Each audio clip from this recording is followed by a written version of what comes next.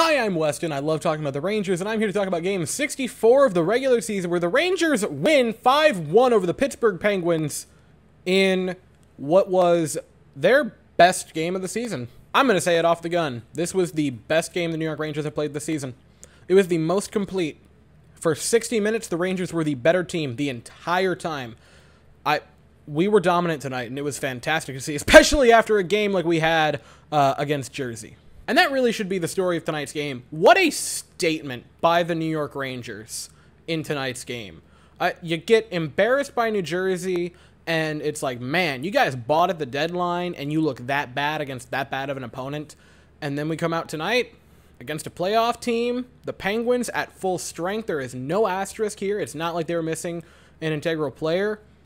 And we mop the floor with them. And two of the guys that we traded for the past week score goals. On top of that, I thought all of our lines looked good tonight. Lines 1 through 4 looked really good. Honestly, all three of the defensive pairings looked pretty damn good.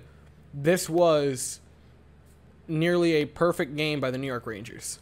All right, let's talk about the goals. The first one, Alexis Lafreniere scores to put the Rangers up 1-0. It starts in our defensive zone. Shesterkin makes a save. It goes to the boards to his right.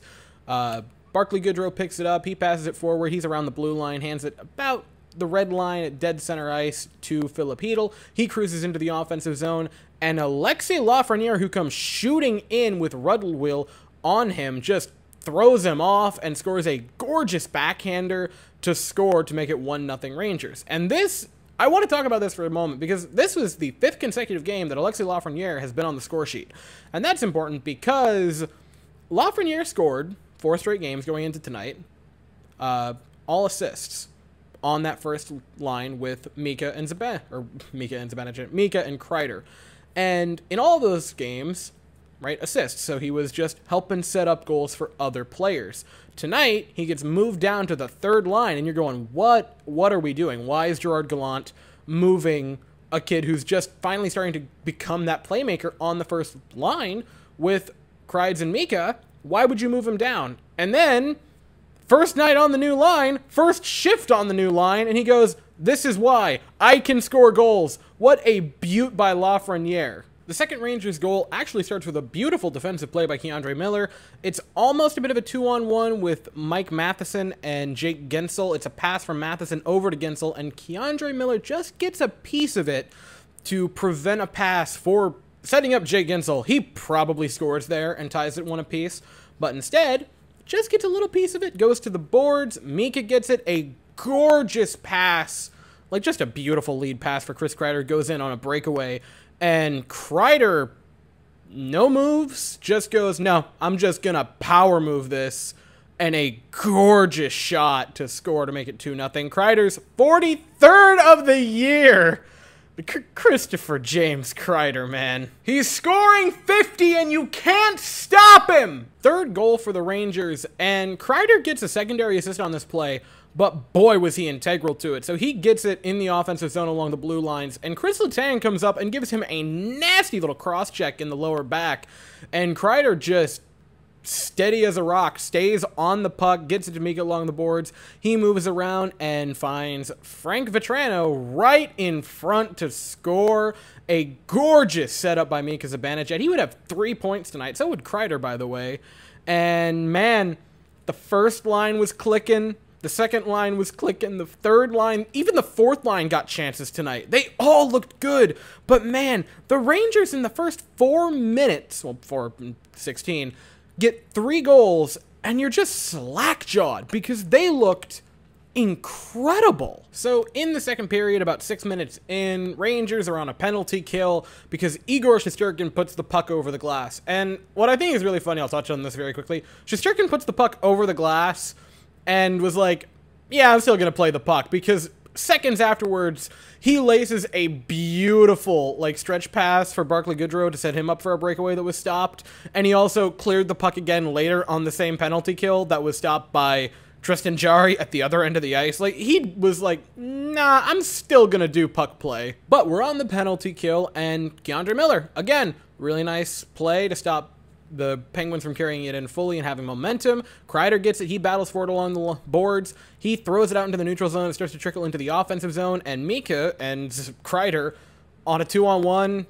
And boy, is it hard to defend against a 2-on-1 when it's Mika and Kreider, because you look at it and you're like, well, let's see here. Do I want to sell out to stop Mika Zibanejad, one of the best goal scorers in the past 3 or 4 years in the National Hockey League, or Chris Kreider, who is one of the best goal scorers this season in the National Hockey League? You can't win. It's pick your poison, and they're going to poison you regardless. This time, it was Kreider delivering the blow to make it 4-0 Rangers with a shorty, his 44th of the year. He's hitting 50, and you can't stop him. Yeah, so whatever. In the third period, 6 minutes in, Penguins on a power play, Kasperi Kapanen with a pass, and it's tipped in by Jeff Carter, and like, what can you do if you're Shesterkin? That was such a perfect tip by Carter, and just such a really nice setup play for Kapanen to take an absolute blast at it.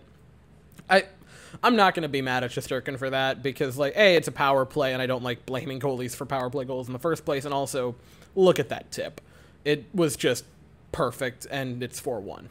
And remember, it's only scary if you're a blue team to have a 4-1 lead if you're from Toronto. We're not. But the Rangers would get that goal back and make it again a 4-goal lead late in the third period by just an overpowering play. Penguins win the faceoff. Rangers say, we do not care that you won the faceoff. We are going to overpower you for the puck. Kopp gets it. He passes it to Panarin. He plays it into the offensive zone. Again, Rangers forecheck this year. Infinitely better than it was last year. It's along the boards. Strome gets it. He passes it behind the net for Artemi Panarin. And Panarin with a no-look behind-the-back pass out to Andrew Kopp, who is alone in the middle of the ice. How do you allow a person to get this wide open? What's funny is you can even see them like, oh no, I left him that wide open. Hark, what am I going to do now? And, I mean, yeah, he scores. Big surprise there. 5-1 Rangers. I've said it a few times. This was the best game the Rangers have played this season. Bar none. We overpowered the Penguins from the moment you said go. The offense was flying. The defense was fantastic. We did not give up a lot of high-danger chances. Shesterkin, 20 of 21, didn't have that hard of a workload. And you can look at Money Puck. There weren't a lot of high-danger chances for the Penguins, and you could tell. I mean, Shesterkin had a fine game. Nothing. I'm never going to complain about 20 for 21. That's good. But he wasn't having to sprawl out to make saves like he normally does. He wasn't having to bail us out. The offense overpowered them, and the defense did not allow them to control the puck in the zone. I mean, watching it for the first while, like the first period, you're like, did they get more than a couple of shots? I want to say the first period, yeah, they had 5 shots, and it didn't even feel like they had that many. I mean, this was just a overwhelming game by the Rangers. That being said, it is wild to look at the last 4 games for the New York Rangers, because it's a nail-biter over Tampa, a goalie just domination over the Canes, you get crushed by the Devils, and now you wipe out the Penguins. Because reason. You beat 3 Stanley Cup contenders and lose like that to the Devils. Ragnar's hockey, baby. Catch the fever. And genuinely, for who played well, you could just go up and down the lineup. First line, Mika, Kreider, and Vetrano looked amazing. Kreider was spectacular. 3.9 for him. Pair of goals and an assist. Mika with 3 assists. He got his 500th NHL point tonight, which was fantastic. They were amazing. Vetrano looked really good. The second line, Panarin was good. He looked back. The power play looked good, even though we didn't do anything with it. We went 0 for 1. But when we were on that power play, it looked good. Kopp played really well tonight. The third line was spectacular. The fourth line wasn't like crazy, but it had a few chances. It looked good. The first defensive pair, Fox and Lindgren, who have been rough recently, looked great. The second pair was amazing. Keandre Miller had quite a few plays tonight. By the way, Keandre Miller at the end of the second period almost started getting rough with people, and then Lafreniere of all players flew in to be like, "Hey, none of that."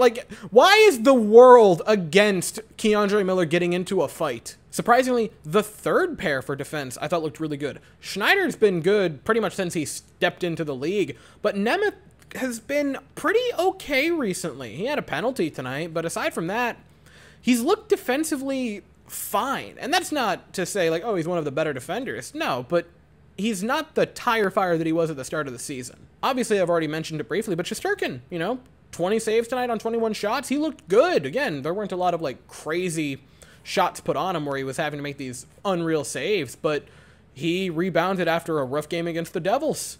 This was just nearly perfect for the New York Rangers. Man, what a rebound. Next game, Sunday night, home for Buffalo, 5 p.m. Eastern. I'll be here afterwards. So until then, thank you all so very much for watching. I hope you all have an absolutely fantastic day. And as always, go Rangers.